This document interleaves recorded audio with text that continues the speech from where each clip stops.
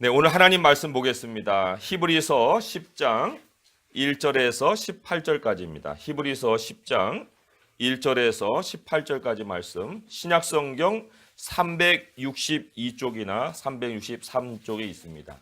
우리 한 목소리로 같이 읽겠습니다. 히브리서 10장 1절부터입니다.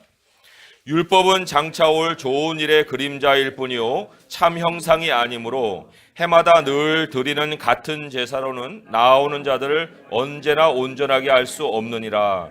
그렇지 아니하면 섬기는 자들이 단번에 정결하게 되어 다시 죄를 깨닫는 일이 없으리니 어찌 제사 드리는 일을 그치지 아니하였으리요. 그러나 이 제사들에는 해마다 죄를 기억하게 하는 것이 있나니 이는 황소와 염소의 피가 능히 죄를 없이 하지 못함이라.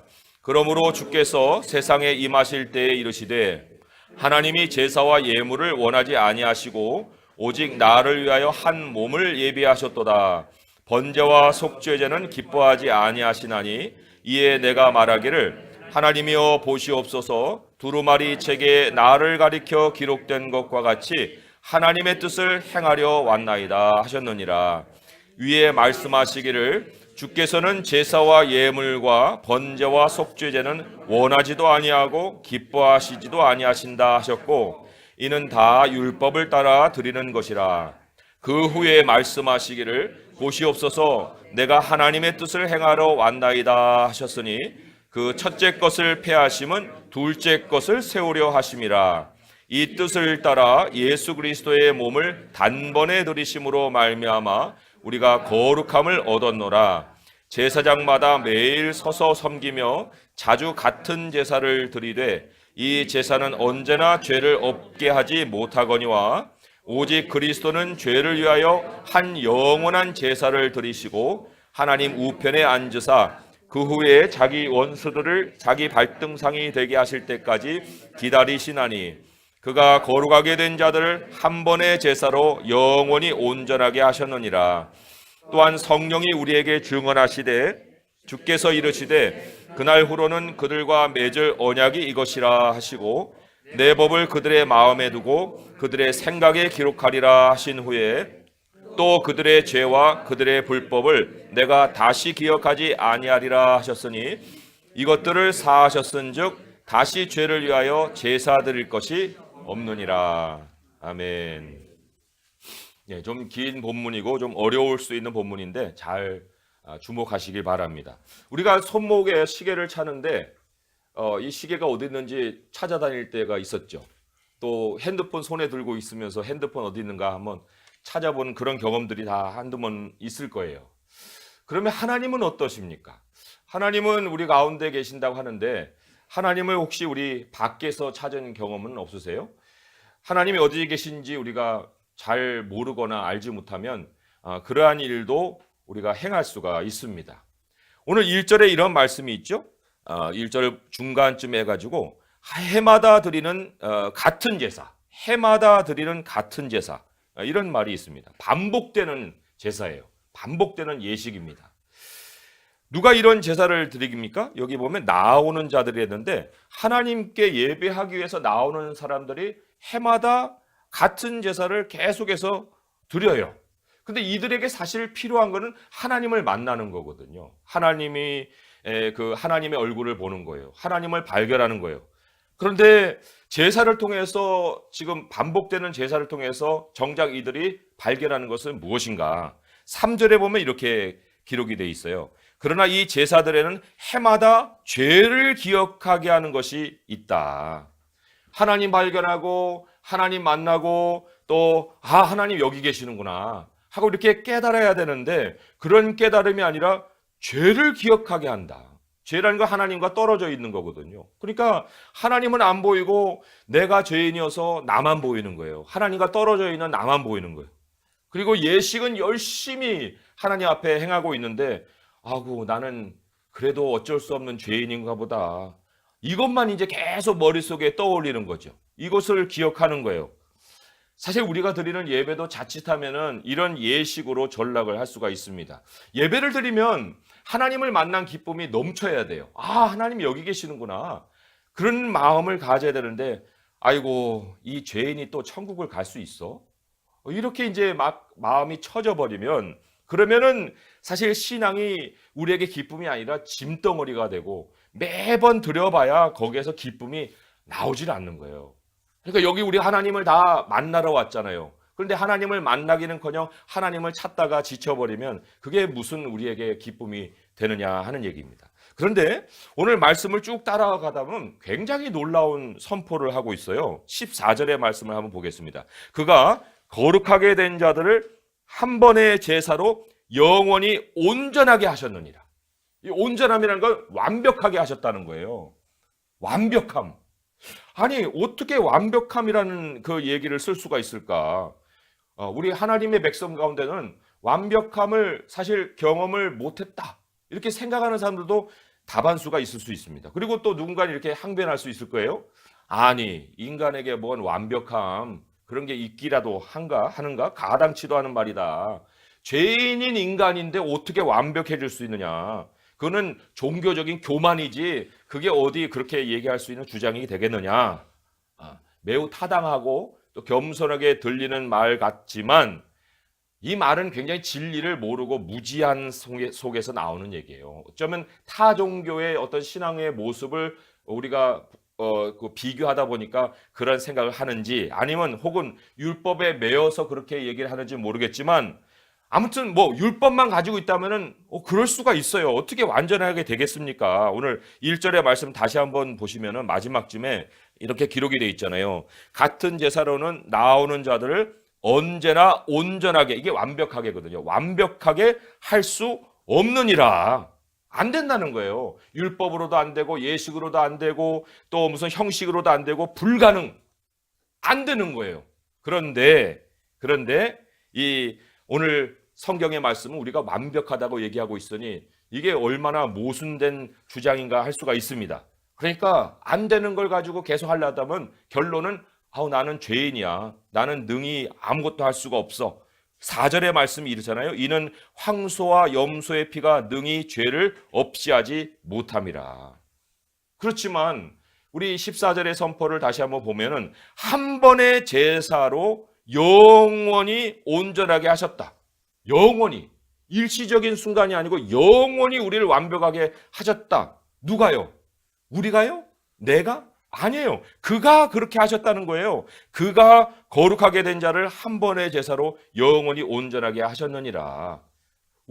그는 바로 예수 그리스도를 말씀을 하는 거예요.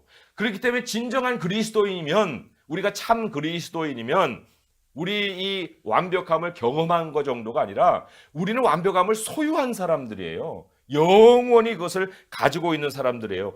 나는 죄인이야. 이게 아니에요. 나는 완전한 자야 하고 외칠 수 있는 사람이어야 되는 거예요. 그게 그리스도인이에요. 그런데 이제 문제는 우리의 현실로 돌아와서, 성도님 완벽하세요?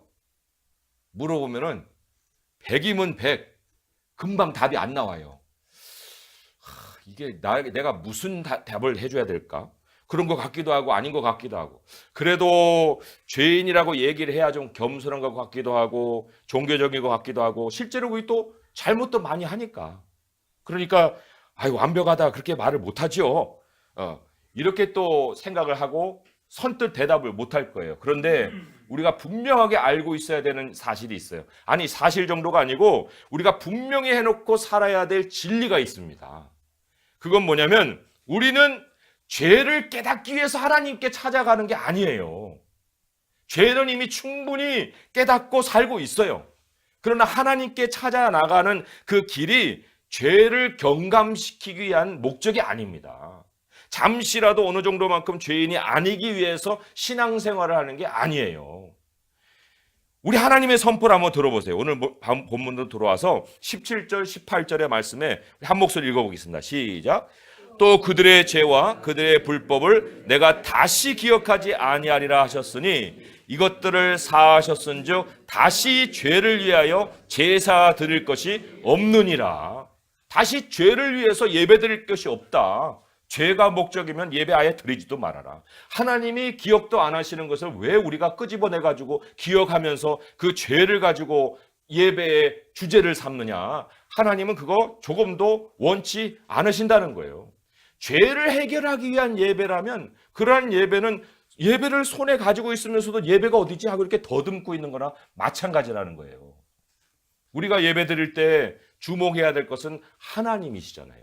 예배 드릴 때 하나님을 주목할 수 있게끔 우리를 만들어 주셨잖아요. 그런데 왜 하나님은 우리를 그렇게 변화시켜 주셨는데 우리의 시선과 우리의 마음은 우리의 죄악에 관심을 두고 거기에 집중이 되어 있는가? 예배는 사실 근본적으로 예식이 아니잖아요. 우리가 여기 모여 있습니다. 그런데 여기만 우리가 예배 드리는 게 아니에요. 하나님께 찾아 나가는 것 자체가 예배잖아요. 성경 보는 것도 예배고 기도 드리는 것도 예배고 우리가 드리는 이 예배도 예배고 우리의 범사가 다 예배잖아요.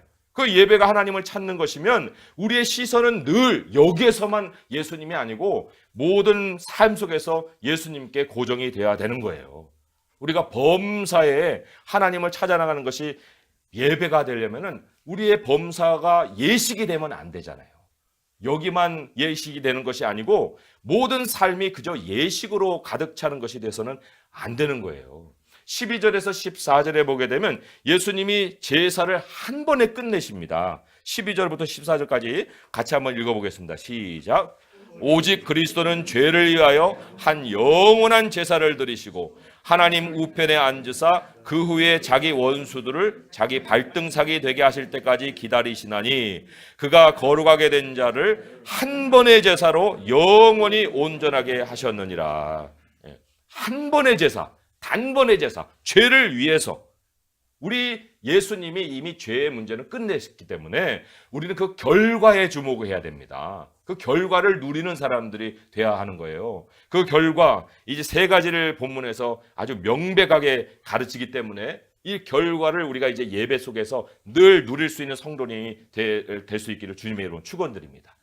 그래야만 우리가 하나님을 앞에 두고 하나님 어디 계시냐 하지 않을 수가 있는 거예요. 첫 번째, 어떤 결과를 우리에게 남기셨는가? 2절의 말씀을 같이 읽어보겠습니다. 시작. 그렇지 아니하면 섬기는 자들이 단번에 정결하게 되어 다시 죄를 깨닫는 일이 없으리 어찌 제사 드리는 일을 그치지 아니하였으리로. 제사를 그치게 되면 어떤 결과가 있냐면 다시 죄를 깨닫는 일이 없다는 거예요. 예수님이 단번에 제사를 드렸기 때문에 우리의 양심이 더 이상 우리의 더러운 행실에 주목하지 않습니다. 하나님을 주목하는 거예요. 한 장만 앞으로 가시면 9장의 14절의 말씀을 한번 같이 또한 읽어보겠습니다. 9장 14절의 말씀 시작. 하물며 영원하신 성령으로 말미암아 흠없는 자기를 하나님께 드린 그리스도의 피가 어찌 너희 양심을 죽은 행실에서 깨끗하게 하고 살아계신 하나님을 섬기게 하지 못하시게 하겠느냐. 그죠? 양심이 해방이 된다. 하나님이 우리의 양심을 죄책감에서 벗어나게 해주신다. 살아계신 하나님을 찾아 나갈 수 있는 양심이 되게 해주신다. 더 이상 종교가 아니다. 우리의 신앙이 바로 하나님이 우리에게 부여해 주신 삶 자체가 된다. 우리가 살아가고 숨쉬는 것이 예배가 된다. 하나님은 멀리 계시는 분이 아니고 우리 안에 들어와 계시는 분이다. 그러니까 내 묵상의 내용이 바뀌는 거예요. 내 묵상의 내용이 내 죄가 아니고 내 묵상의 내용이 하나님이 되게 해주신다. 이게 바로 단번에 정결하게 돼서 다시 죄를 깨닫는 일이 없게 해주신다는 예수님의 그 선포예요. 우리 시간에 물론 지난주까지만 우리가 돌아본다 하더라도 많은 잘못을 저지르는 삶을 살아왔기 때문에 예배 오면서 고개를 들지도 못하고 하나님 이 죄인이 또 왔습니다. 이렇게 아마 마음의 상태는 그럴 거예요. 그렇지만 우리 하나님은 그것을 원치도 아니하시고 기뻐하지도 아니하셨다 하신 말씀. 우리 예수님이 이미 다 그 문제 다 해결하셨기 때문에 예수님 앞에 나오는 사람이면 믿음을 가지고 우리 마음을 하나님께로 향해야지 나를 관심사로 삼고 나를 주목하고 예배를 나와서는 하나님을 발견을 할 수가 없다는 거예요. 두 번째, 예수님이 제사를 단번에 끝내심으로 인해서 우리에게 주신 결과 8절에서 10절의 말씀이에요. 자, 다시 한번 또 8절 10절의 말씀 읽어보겠습니다. 시작. 위에 말씀하시기를 주께서는 제사와 예물과 번제와 속죄제는 원하지도 아니하고 기뻐하시지도 아니하신다 하셨고 이는 다 율법을 따라 드리는 것이라. 그 후에 말씀하시기를 보시옵소서 내가 하나님의 뜻을 행하러 왔나이다 하셨으니 그 첫째 것을 폐하심은 둘째 것을 세우려 하심이라. 이 뜻을 따라 예수 그리스도의 몸을 단번에 들이심으로 말미암아 우리가 거룩함을 얻었노라. 무엇을 얻었어요? 거룩함을 얻었어요. 이 거룩함 굉장히 중요해요. 예수님의 순종이 우리에게 주신 최고의 선물이라고 할 수가 있습니다. 예수님을 닮아가는 인생이 되게 해주셨다 하는 게 거룩함이에요. 하나님께 구별되어서 하나님을 본받는 자가 되게 해주셨다 하는 것이 거룩함이에요. 제사를 반복하다 보면요, 어떤 우리가 모습을 가지자면 예식의 도가 터버리는 거예요. 하나님을 닮는 게 아니고 예식의 숭령공이 되는 거예요. 그래서 외식의 어떤 그 대가가 된다고 할 수 있어요. 외식의 달인, 바리새인과 같은 그런 모습을 가진다 할 수 있습니다. 십계명을 뭐 위에서 아래로만 외우는 게 아니고 거꾸로도 외울 수 있어요. 예식의 달인이에요. 또 그냥 눈 감고 음메 소리만 들으면 이게 암컷인지 수컷인지 뭐 색깔이 노란지 까만지 다 알아요. 왜? 예식의 달인이 돼 버렸으니까. 그리고 뭐 오늘날로 얘기하게 되면 교인이 옵니다. 교인이 오는데 그 사람이 새로 오는 사람이에요. 근데 몸을 앞으로 흔드는지 옆으로 흔드는지 따라서 저 사람은 교단이 어디고 교회 어디고 신앙성 경력이 얼마나 되고 다 꿰뚫는 거예요. 왜요? 예식의 달인이 돼 버렸으니까. 우리가 교회에 적응하는 게 거룩함입니까? 어떤 사람이 어느 정도의 모습으로 신앙 경력을 쌓았는지를 잘 판가름하는 게 우리의 거룩함의 정도입니까? 아니잖아요. 우리 하나님이 거룩함을 우리에게 주신 것은 예수님을 닮는 존재로 변화시켜 주신 거잖아요. 그러면 우리가 하나님이 주신 거룩함을 가지고 교회의 틀에 맞는 나의 모습을 만드는 것이 아니라 예수님의 모습으로 내가 변화되는 그거를 더 우리가 쫓아가야 되지 않겠습니까? 8절에서 9절에 9절 시작에 이렇게 말씀하잖아요. 그 후에 말씀하시기를. 무슨 후에요? 하나님이 나 제사와 번제 이런 거 원하지도 않고 기뻐하지도 않는다. 너의 형식으로 너희 자신을 끼워 맞추는 거 나 원하지도 않고 기뻐하지도 않는다. 그 후에 뭐라고 얘기해서? 제사와 예물과 번제는 원치 않고 말씀하시기를 보시옵소서 내가 하나님의 뜻을 행하러 왔나이다 하셨으니 그 첫째 것을 폐하심은 둘째 것을 세우려 하심이라. 하나님이 뭘 원하십니까? 하나님의 뜻을 행하는 걸 원하는 거예요. 하나님과 함께 동행하는 걸 원하십니다. 예수님이 하나님의 뜻을 행할 수 있도록 우리가 하나님의 뜻 행할 수 있도록 예수님이 먼저 길을 걸어가셨어요. 그리고 하나님이 예수님이 그렇게 먼저 길을 걸어갈 수 있도록 먼저 행해 주신 일이 있는데 요한복음을 한번 다 같이 찾아보겠습니다. 요한복음 10장 36절의 말씀이에요. 요한복음 10장 36절의 말씀 함께 읽어보겠습니다. 신약성경 164쪽에 있어요. 요한복음 10장 36절의 말씀 시작. 하물며 아버지께서 거룩하게 하사 세상에 보내신 자가 나는 하나님의 아들이라 하는 것으로 너희가 어찌 신성 모독이라 하겠느냐. 예수님을 세상에 보내십니다. 그 전에 뭐를 하셨어요? 예수님을 거룩하게 하셨어요. 아버지께서 예수님을 거룩하게 하셨어요. 그러면 우리가 거룩함을 얻었잖아요. 하나님께 거룩함을 얻었다고 하면은 우리도 보냄받아 하나님의 뜻을 행해야 되는 거예요.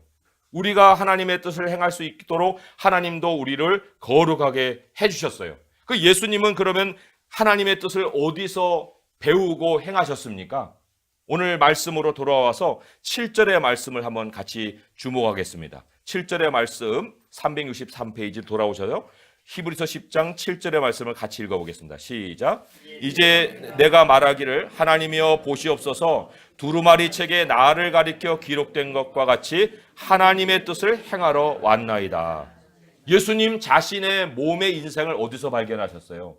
두루마리 책에서, 성경에서 자신이 어떻게 살아야 하는가 하는 것을 배우셨다는 거예요. 깨달으셨다는 거예요. 그리고 그대로 행하셨다는 것입니다. 그렇기 때문에 우리가 성경을 앞에 두어야만 거룩하게 된 우리가 어떻게 하나님을 닮아가는지 거룩함을 이룰 수가 있는 거예요.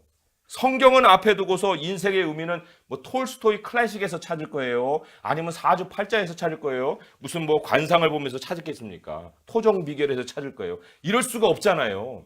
하나님이 우리에게 주신 성경의 말씀, 그 말씀 안에서 우리들의 거룩함의 길을 발견하고 그 뜻을 행할 수 있는 것, 그것이 바로 하나님이 우리에게 안겨주신 거룩함의 선물이에요. 거룩함이 멀리 있습니까? 아니면 우리 앞에 있습니까? 이것도 우리가 하나님이 우리 앞에 주신 이 두루마리 책에 기록된 것을 가지고 우리의 거룩함을 만날 수가 있어야 하는 것입니다. 그 정도가 아니에요. 하나님의 말씀을 16절, 오늘 본문 16절의 말씀을 다시 한번 읽어보겠습니다. 시작.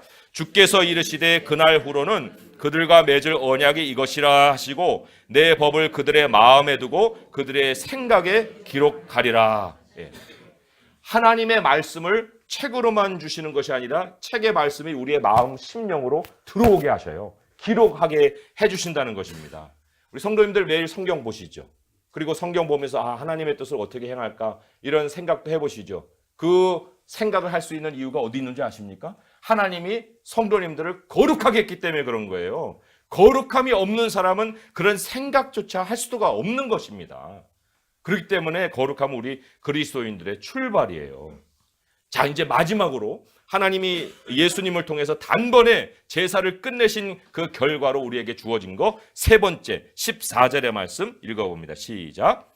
그가 거룩하게 된 자들을 한 번의 제사로 영원히 온전하게 하셨느니라. 자, 이제 온전함의 주제가 다시 왔습니다. 온전함. 하나님 우리를 완벽하게 하셨다. 하나님이 거룩함은 우리의 출발에 두셨지만 완벽함은 우리의 장래에 완성된 모습을 우리에게 선물로 주신 거예요.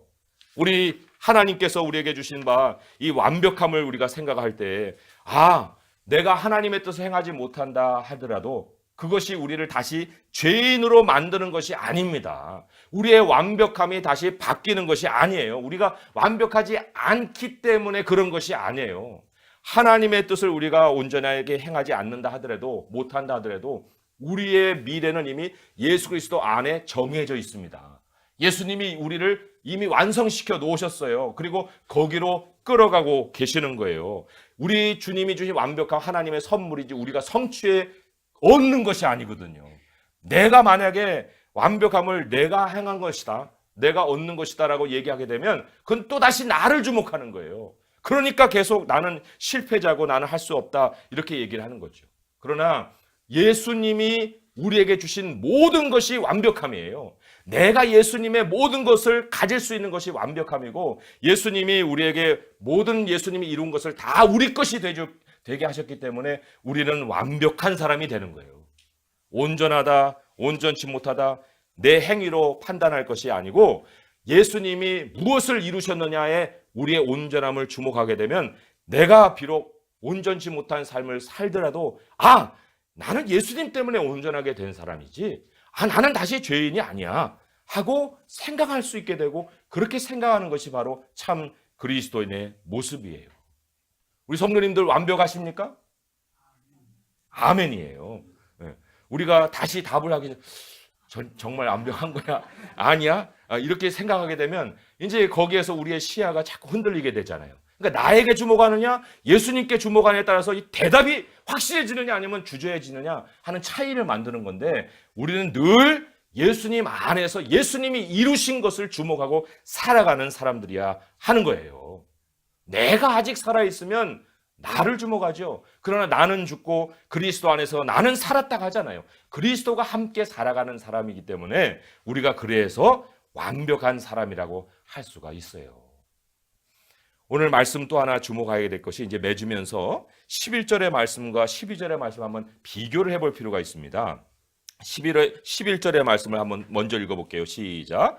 제사장마다 매일 서서 섬기며 자주 같은 제사를 드리되 이 제사는 언제나 죄를 없게 하지 못하거니와. 자, 여기에 서서 매일 서서 있어요. 앉지를 못해요.